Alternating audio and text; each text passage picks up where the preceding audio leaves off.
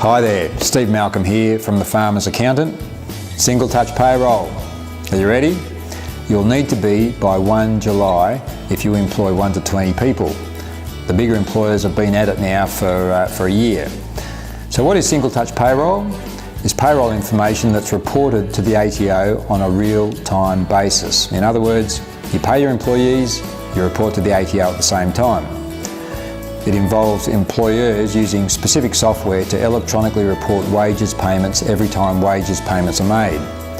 It's basically a tightening up of the whole wages system so that non-compliers can be caught out. In what areas will non-compliers be caught out? It'll be in the area of PAYG withholding and superannuation guarantee, because scrutiny can then be applied much sooner than previously was able to be done.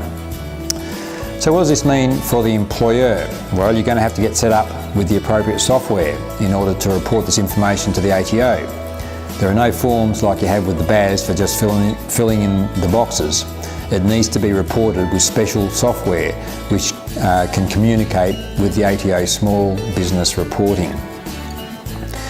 There is a small benefit though here to employers of this system, because no longer will you have to report at the end of the financial year on PAYG payment summaries, since the ATO will already have this information, and no more end of year documentation for wages. So what's the ATO approach to all of this? Well, the Commissioner of Taxation, Chris Jordan, has said that he wanted to, and I quote, "reassure small businesses and give my personal guarantee that our approach to extending the single touch payroll will be flexible, reasonable and pragmatic." They have at least sat down and given some options to the employers around the country.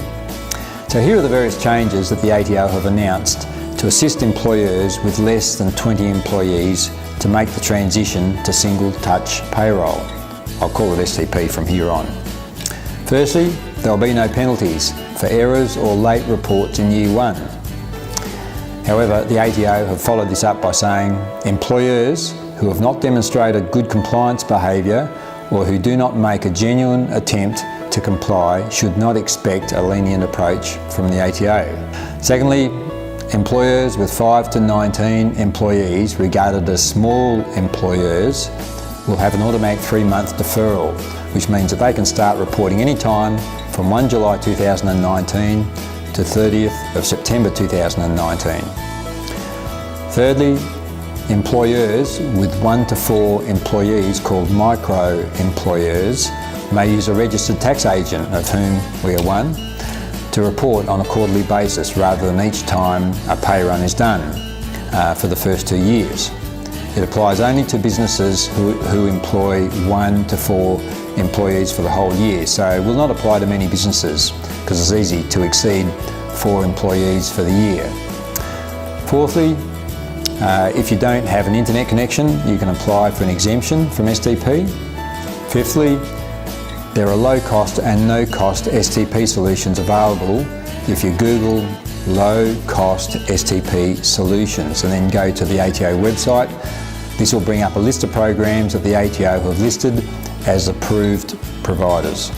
Sixth, there are some concessions involving family members on the payroll, but all other non-family member employees will have to comply with the regular reporting every pay run. So look, in my opinion, you may as well treat family members and non-family members all the same in order to avoid confusion. So in closing, what is the checklist that you need to tick off before 1 July 2019?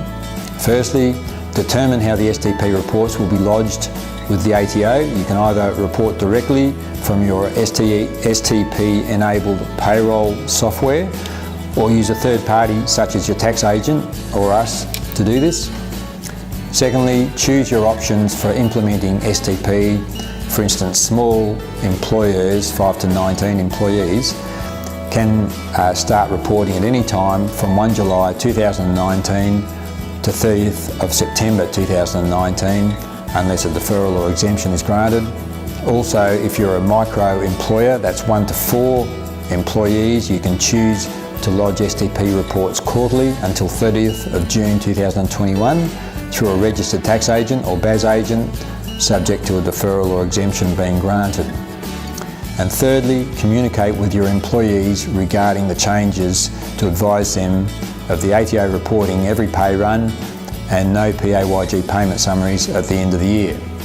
So give us a call if you need a hand. We can recommend an appropriate course of action for you and appropriate software to implement Single Touch Payroll. Talk to your accountant or us. We're here to help. All the best.